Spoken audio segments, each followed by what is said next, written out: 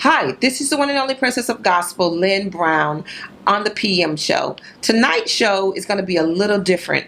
I'm going to be talking to our single black mothers for the simple fact that Mr. Bill O'Reilly went on his rant again about the African American community. So, Mr. Bill O'Reilly, I want to address you coming from the angle of a single black mom. Here in an article, it states that after President Barack Obama remarks about Trayvon Martin, O'Reilly began to enrage because the speech, according to him, didn't address the real problems facing blacks. O'Reilly, in all his pandering glory, explained, "The reason is the collapse of the traditional African American family unit 50 years ago, when blacks had it much worse than they had it now. 25% of black babies were born out of wedlock. Today, the number is close to 75%. That is catastrophic," according to Mr. Bill O'Reilly. But the civil rights industry and the white power fracture basically ignore the problem, says Mr. O'Reilly. They also ignore the entertainment industry, putting out vile products aimed at young people, some whom incorporate the gangster culture in their own lives. He continued by saying, white people don't force black people to have babies out of wedlock. That's a personal decision, a decision that has devastated millions of children and led to a disaster both socially and economically. Well, Mr. O'Reilly, and to the rest of America, this is how it is.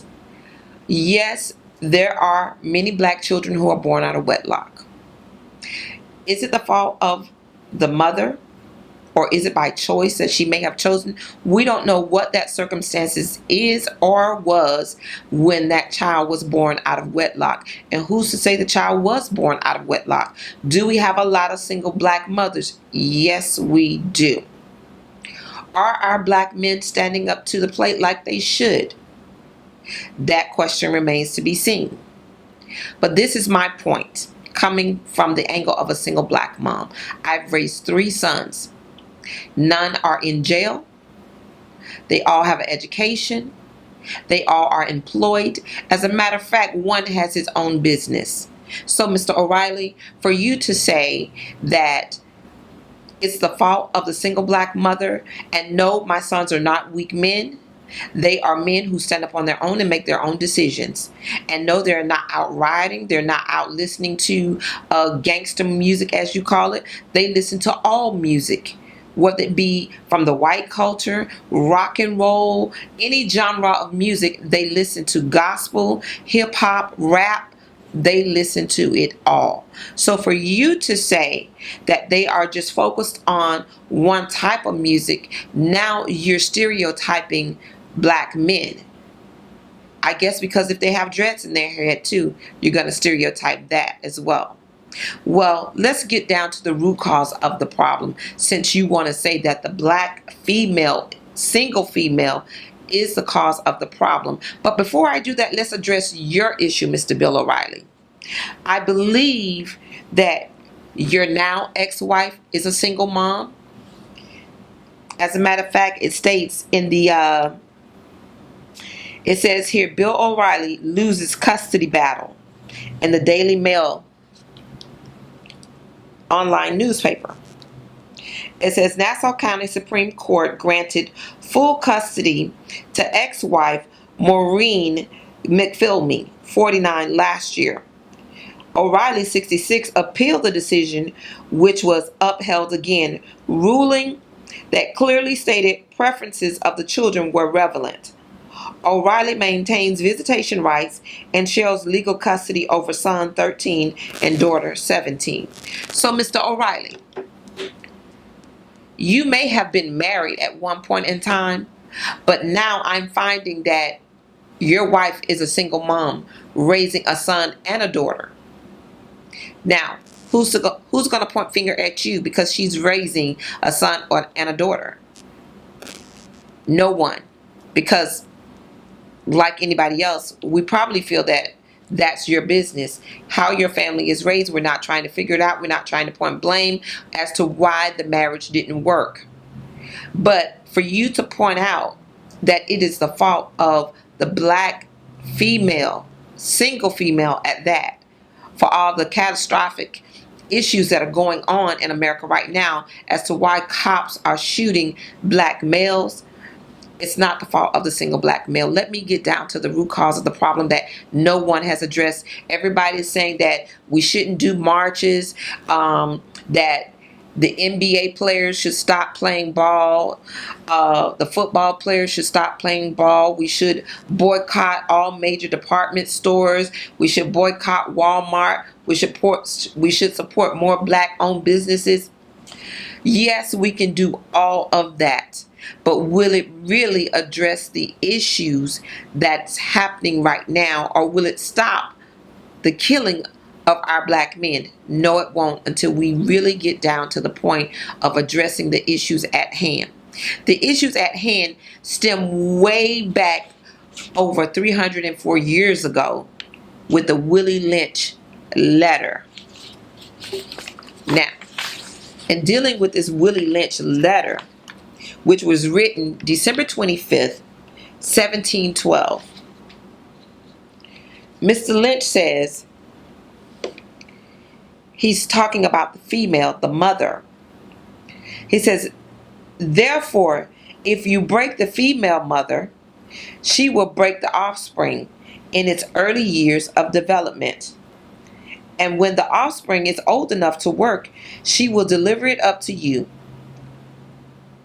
For her normal female protective tendencies will have been lost in the original breaking process. For example, take the case of the wild stud horse, a female horse and an already infant horse, and compare the breaking process with two captured nigger males in their natural state, a pregnant nigger woman with her infant offspring.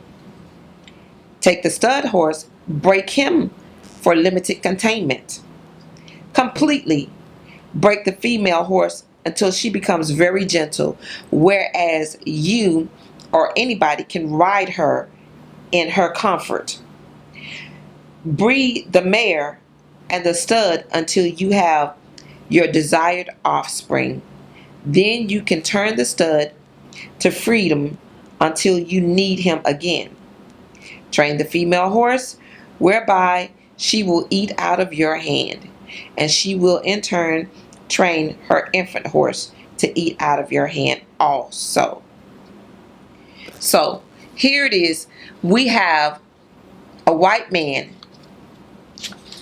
dating back to 1712 stating how to break down the black family. And then he goes to talk about the breaking process of the female. And then on top of that, let me go back.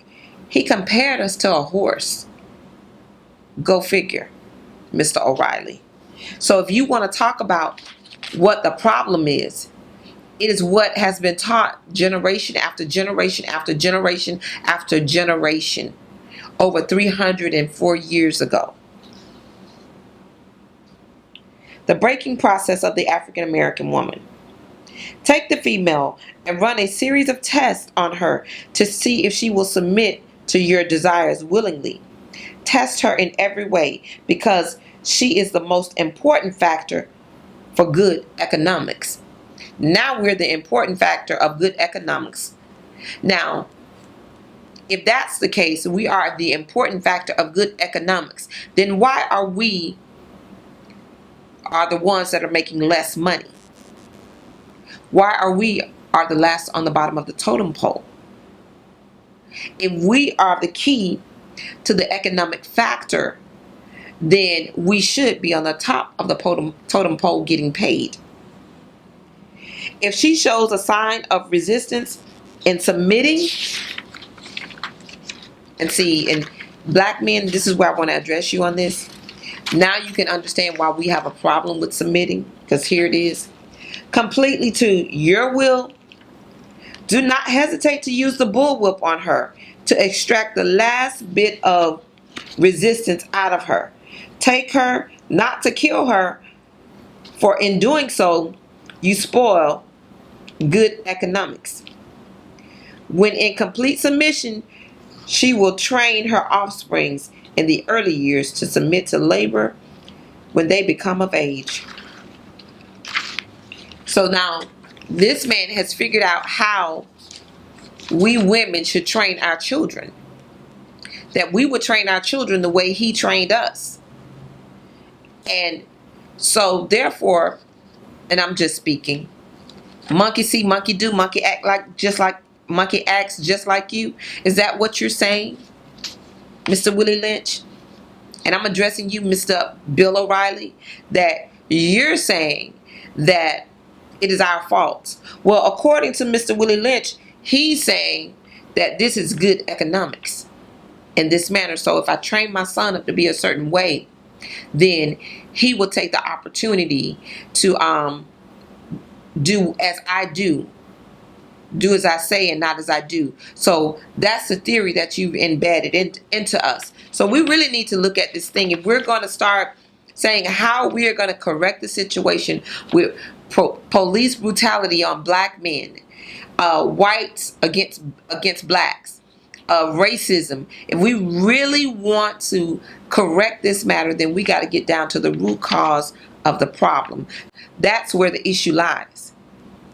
It started in 1752, Mr. Willie Lynch, Mr. Bill O'Reilly. So therefore, how can you dare say, Mr. O'Reilly, that it is the fault of the single black female?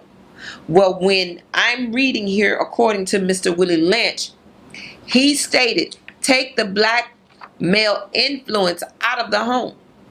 So if we're taking the black male out of the home, how can our sons have the proper influence of what a male should be like in the home? I'm just saying. Then he goes on to say here, into reverse positions, the one with the female offspring will teach her to be like herself, independent and negotiable. She will negotiate with her, through her, by her. We negotiate her at will. The one with the nigger male offspring, she will be frozen with the subconscious fear for his life, will raise him to be mentally dependent and weak, but physically strong. In other words, body over mind. Now, once again, I have a problem with that, because you're saying if we take the male influence out of the home, then that mother with the male child will teach her child to be weak in the mind, but strong in the body, having dominance where he can't think for himself, and of course live the lifestyle that we see today. So Mr. Willie Lynch, 304 years later, what you've implemented back then is still occurring, and it is not the fault of the single black male, but it is a female. It is the fault of Mr. Willie Lynch. So if we want to correct the problem, I'm going to reiterate this again. If we really want to correct this problem, then we need to start right here with the Willie Lynch law that was implemented in 1752. We need to get rid of this law. We need to get rid of this way of thinking, because it's still there. Every day on our jobs, in our cars, where we live, the dominance, where it's saying that I'm better than you. Oh, and we're going to talk about interbreeding, and now a lot of us want to get angry that we have mixed children. Well, guess what? That was Mr. Willie Lynch's idea too. He says, warning, possible interloping negatives. Earlier we talked about the non-economic good of the horse and the nigger in their wild and natural state. We talked about principle of breaking and tying them together for orderly production. Furthermore, we talked about paying particular attention to the female savage and her offspring for orderly future planning. And then on top of that, he considered us savage. This is a lot to take in and endure. I mean, just listening to this, how Mr. Willie Lynch and his partners viewed us. Then more recently, we stated, by reversing the positions of the male and the female savages, we created an orbiting cycle that turns on its own axis forever, unless a phenomenon occurred and reshifted and positions of the male and female savages.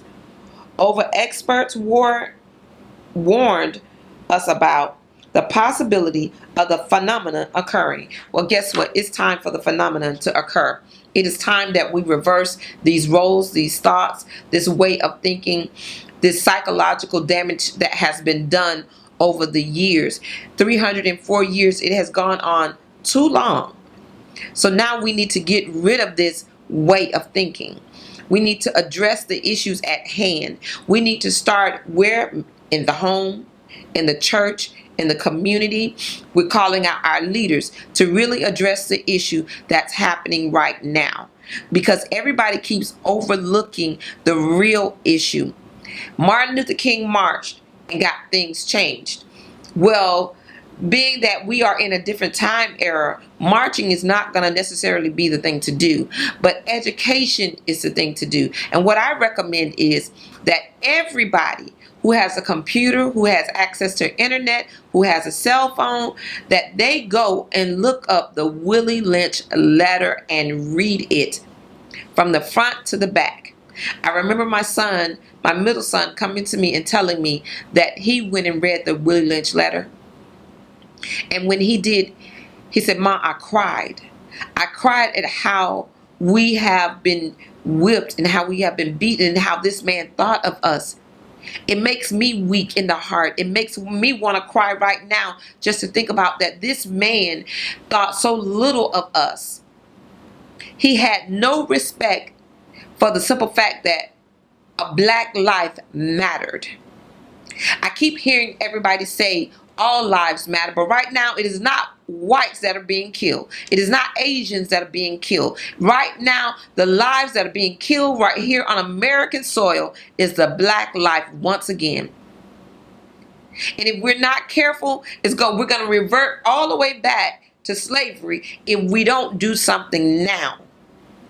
So we got to stand up now, not tomorrow, not next week, not in the next 5 minutes, but we got to do something right now. So I'm calling all pastors. Get the Willie Lynch letter and read it to your church members. Address the issue at hand, because this is the issue right here. If we want to know what the problem is, it is nothing else but this letter that has been embedded into us, that it has been beaten into us. It started with our forefathers and it has trickled all the way down to this current day and time, 2016. We're still dealing with these issues. We got the Trayvon Martins being murdered. And everybody else, Eric Gardner being murdered. All these murders that are happening and nothing is being done. The justice system is not just for us. It is not for us at all. Some people say it is, but until we address the real issue, yeah, we know that we have economic power. We go out and buy all the Nike tennis shoes, all the name brand stuff, all the gold, all the jewelry, we put all the rims on our car. What good is all of that if we can't save one life? If you really want to do something, somebody needs to start another black credit union. Another black Wall Street needs to re-erect. That's where we need to start creating black economic power. Start opening up black-owned stores on the corners and I'm sorry, no offense, but Arabs, we need our stores back. Buy them out. That's what we need to do. If we want to do something, pull your monies together. Take your community back.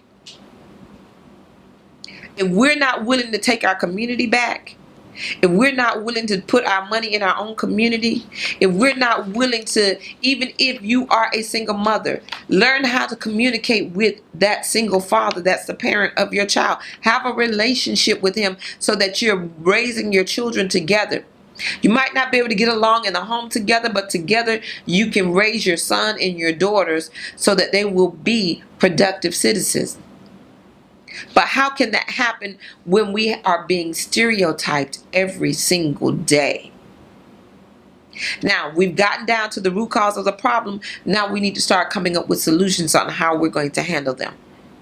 I am a single black mom, and I'm proud of the fact that I'm a single black mom. It doesn't matter. I've raised 3 sons that are productive young men. Every young black man is not a thief. He's not a killer. We have white thieves, we have white killers, we have for every black male that's a criminal. Trust me, we got another one in the same in a different color. And we need to realize that, and we need to address these issues. It is heartbreaking every time I turn on the news and they're talking about our young black men, that they're not educated enough. We do have educated young black men. We do have, as a matter of fact, the last time I checked, we just had a young black man that invented a cure for cancer. When I check the history books, when I look in to see all the types of different inventions, when we hear the saying, the real McCoy, that was because a young man by the name of McCoy, he invented the piston for the engine. And see, our young black students don't know this. Our children don't know this because we're not trying to teach them this. If they're going to get your cell phone and play games, start teaching them history. Give them the History Channel. Find something black history in your phone to teach them, because that's what they need to know. They need to know about Mary Bethune-Cookman. They need to know about Harriet Tubman. They need to know about all these people who made a difference. But if we're not willing to teach them as our own, then who will? We need to know about Frederick Douglass. Somebody needs to stand up and do something. Somebody needs to say, I'll stand. If you're not willing to stand, then you will fall for anything. And it angers me that I'm looking on TV and I'm seeing all the different marches, but nobody is really standing. Yes, you're standing in a march, but in actuality, you're still standing still because we've already marched. Now we need to deal with this issue right here, the Willie Lynch letter. Let's see that on the news. Roland Martin, I'm calling you out. Let's deal with the Willie Lynch issue right now, because this is where we're going to have to break that psychological cycle that's going to change the world. Mr. Willie Lynch said it himself in this letter that this role could be reversed. So we need to change the mindset of the way we think. The mindset of our children. When an infant is born, their minds are blank. They only learn from their environment and their situations that they're in. We need to put them in a positive environment. It should no longer be black or white. Black and white exist in my family, for that matter. And if I even begin to tell a story behind the black and white, some of my family members might get angry or they might be offended. But I'm going to tell the story anyways. When my brother first brought home his white girlfriend to my mom, and she moved into our household, my mom didn't turn her down. Her family didn't want her, so therefore she needed a place to stay. And besides, she was pregnant and she already had a baby from my brother. So therefore, but when she got angry with my mom in a situation, she spit in my mom's face and she slapped my mother in the face and called my mother a nigger. Go figure. Yet it was my mom that was giving her a place to stay. Now, don't get me wrong, because I love my sister-in-law. But what I'm saying is, we got to be careful of how we treat people. So it doesn't matter if you're black and white. I love my nieces, and I don't look at them as being black and white. I look at them as being my nieces. And that's it. That's bottom line. Their mom, she was good to me. Once her and my mother got past that issue, it was a done deal. So what I'm saying to you, the rest of the world, we got to stop looking at skin color. But in the meantime, while we have people like Mr. Bill O'Reilly, who wants to place blame on a single black mom, then Mr. O'Reilly, I'm going to stand up for what's right. And yes, I will stand up and fight for what's right.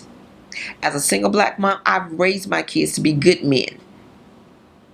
So therefore, and I'm pretty sure there's other mothers who have done the same and who will stand up the same. And yes, I will stand up and I will defend my child when he is right. And yes, I will stand up and fight for anybody who tries to take him away from me. To Mr. Willie Lynch, if he was here today, I would tell him that. So we got to stand up and we got to stop falling for anything. You got to stand up for something, for crying out loud. When are we going to stand up for something and stop falling for anything? It has gone on too long and the corrections need to be made. We don't need to use anybody's ideology. We don't need to understand theology. What we need to do is deal with a problem at hand, and that's this Willie Lynch letter, because it was written back in 1752, and this man's ideas are still going on today. We got to stop the lynching, because that's what it really is, and that's where lynching came from his name, lynching, hang a nigga by the neck, from the tree. Strange fruit. See, a lot of teenagers and kids don't understand these terms, but this is what happened. And until you know your history, you will never understand your future. You'll never know what path to go down, because you'll still be stuck into yesterday. And right now, I see we are still stuck into yesterday. And let us not even get up and say, let's do the Rodney King. Can we all get along? We have all gotten along. That point has been proven. But what the problem that we're dealing with is that the issue at hand is that we're constantly regurgitating this Willie Lynch letter. Every single day, every time a black man dies by the hand of a police officer who does not think before he shoots, that's what's happening. So we need to address those issues. We need to address those issues at hand. We need to get the Justice Department to change the laws of the land for an officer to shoot first if they think that they're in fear. And that starts right in your very community with your local laws, your local officials, voting for your state representatives who are the lawmakers. We need to address these issues. You need to have town hall meetings to start with a plan of action. Who's willing to start a plan of action right now? Is it one? Is it two? Do we have to go back to Sodom and Gomorrah, where God is looking and searching for one person? If we can just change that one person, if we can find that one person who's willing to stand, that's what we need to do. But you know what? Time is running out for me. This is the one and only Princess of Gospel. Before I leave you,